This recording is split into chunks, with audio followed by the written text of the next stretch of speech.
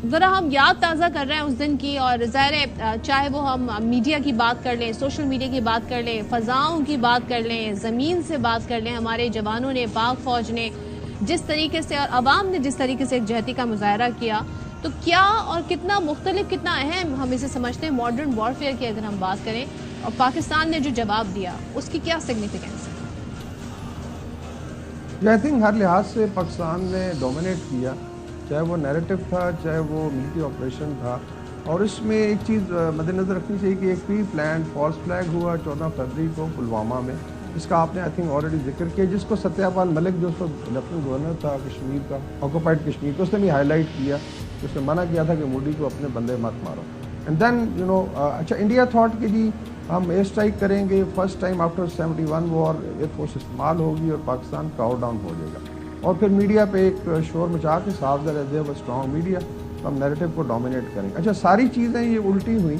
Number one ये है कि जो उनका रिस्पांस आया पहले इंडिया का, वो आपको याद होगा बालाकोट में एक 3 स्ट्राइक हुई, उसमें कुछ दरख्त और एक कौवा जो है हमारा पाकिस्तान का वो मारा गया। और उसके बाद डिसाइड किया गया, क्योंकि भारत ने आपकी न्यूक्लियर डिटरेंस को ब्रीच किया था, तो डिसीजन यही था। और इस पर ऑलरेडी पहले प्लानिंग होती है, ऐसी चीज़ें कि रात को बैठ के सोचेगी, उसका फुल जवाब दिया जाएगा। तो अल्लाह के करम से उसमें हमारे जो शाहीन है, इसमें विंग कमांडर नोमान जो भी बड़े सीनियर ऑफिसर हैं, इसी तरह स्क्वाड्रन लीडर हसन है। और आप बॉडी लैंग्वेज देख लें, आप अभिनंदन को खड़ा कर दें इनके साथ, पता चल जाएगा कि पायलट्स की लेट से व्हाट वाज द कंपैरिजन। तो इस बैकग्राउंड में आई थिंक हुआ। बाद में भारत ने डिनाई भी किया, लेकिन क्योंकि सच जो है वो सामने आ जाता है अल्टीमेटली, जितना मर्जी बड़ा मीडिया हो, तो उसमें फिर भारत एक्सपोज हुआ बुरी तरह। और क्योंकि अभिनंदन लैंडेड इन पाकिस्तान, और अगर खुदा ना खास्ता ये परली तरफ उतरता तो शायद भारत बिल्कुल पाकिस्तान को प्रूव ना करने देता। तो ये अल्लाह का करम हुआ कि उसको पकड़ा गया, तो इसको हवाले किया। इस पर बड़ा भारत ने शोर मचाया जी कि हमने बड़ा प्रेशराइज किया, हालांकि ऐसी चीज़ नहीं है। ये एक अमन के लिए एक पैगाम भी था, और साथ ये भी डिटरेंस थी कि next time you do it तो उससे ज़्यादा इस पर एक्शन होगा। तो हर लिहाज से, चाहे मीडिया था पाकिस्तानी, चाहे ISPR की अपनी उसके ऊपर कैंपेन थी, चूँकि सच हमारे साथ था, तो उसमें भारत को हर महाज पे शिकस्त हुई। एब्सोल्युटली। और वक़ार साहब, ना सिर्फ आपने कहा ना कि मीडिया चाहे जितना बड़ा भी हो, चाहे it's not about the size of the your campaign, it's about कि आप दलील से कैसी बात करते हो। फिर जब दलील सामने आई, एक दलील उनकी ये भी थी कि जी हमने कोई F-16 भी मार दिया है, जिसमें बाद में उनके जो फ़िज़ाइया के आला अहदेदार थे वो आए, वो पार्ट पुर्जे दिखा रहे थे, जिनको उनके अपने मीडिया के ही एक एविएशन एक्सपर्ट ने कहा कि आई एम सॉरी, ये F-16 का पार्ट नहीं है। तो मैं चाहूँगा कि वो जो हम एक काउंटर नैरेटिव था पाकिस्तान का, जिस तरीके से दुनिया तक ये बात पहुँचानी थी, वो कितनी खूबसूरती से पहुँचाई, और वो उस पर फिर दुनिया मजबूर हुई कि उनके एविएशन एक्सपर्ट पूरी दुनिया के वो ये कहने पे मजबूर हुए कि जी भारत आप गलत कह रहे हैं, पाकिस्तान का क्लेम राइट है।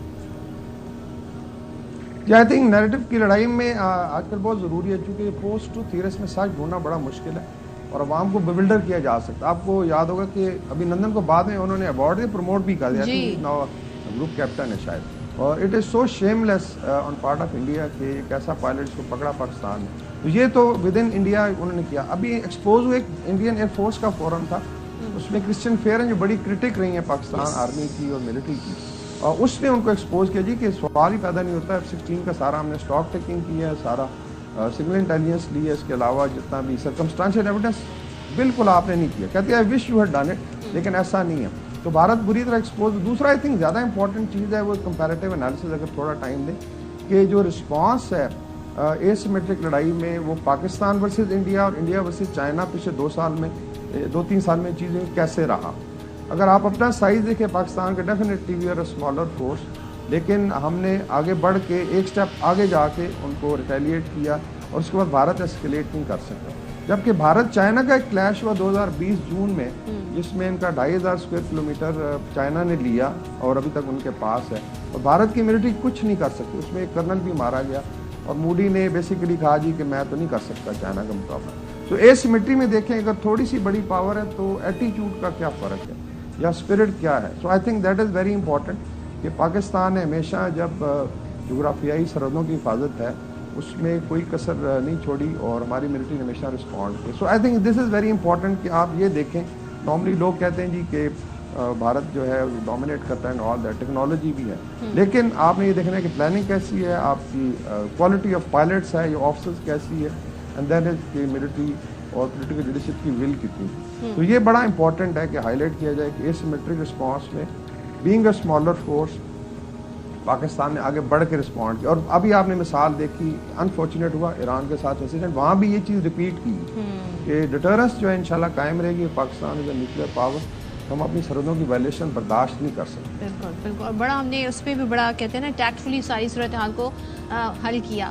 वकार साहब, आपने नैरेटिव की बात की। भारत में हम ये देखते हैं जब जब इंतखाबात करीब आते हैं पाकिस्तान मुखालिफ जज्बात भड़काए जाते हैं, डिलिबरेटली किया जाता है, उनका मीडिया इसमें भरपूर तरीके से हिस्सा लेता है। अब खास तौर पे जो ऑपरेशन स्विफ्ट रिटॉर्ट हुआ उसके बाद आप समझते हैं कि ये जो नैरेटिव है, ये जो उनका प्रोपेगेंडा है, इस पे कुछ कमी आई है क्या? अब ये चीज़ लोग उस तरह से बाय नहीं करते क्योंकि पाकिस्तान ने जैसे एक्सपोज किया। आप समझते हैं कि 2019 से अब सूरत हाल डिफरेंट है? जिसमें पाकिस्तान का एक कंसिस्टेंट रिस्पांस रहा है, स्पेशली अगर मिलिट्री रिस्पांस देखें, चाहे वो LOC है चाहे वेस्टर्न बॉर्डर है, और वो बड़ा क्लियर है। और अभी रिवाइव हुआ जो हमने जिक्र किया, वेस्टर्न बॉर्डर पे भी एक इंसिडेंट हुआ, तो ये चीज़ बड़ी क्लियरली इंटरनेशनल कम्युनिटी को पता है कि पाकिस्तान के साथ मिलिटरीली आप इंगेज करेंगे, जो भी इनकी कैपेसिटी उसमें रिस्पांस देंगे।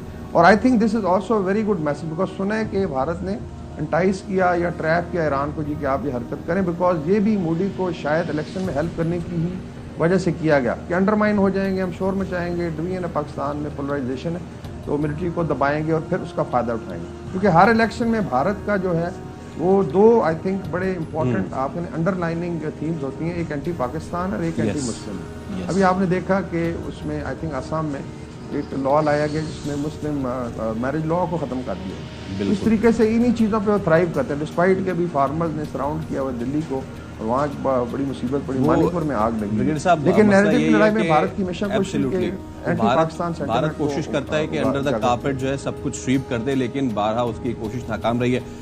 Thank you so much. Brigadier Waqar ul Hassan साहब हमारे साथ मौजूद थे।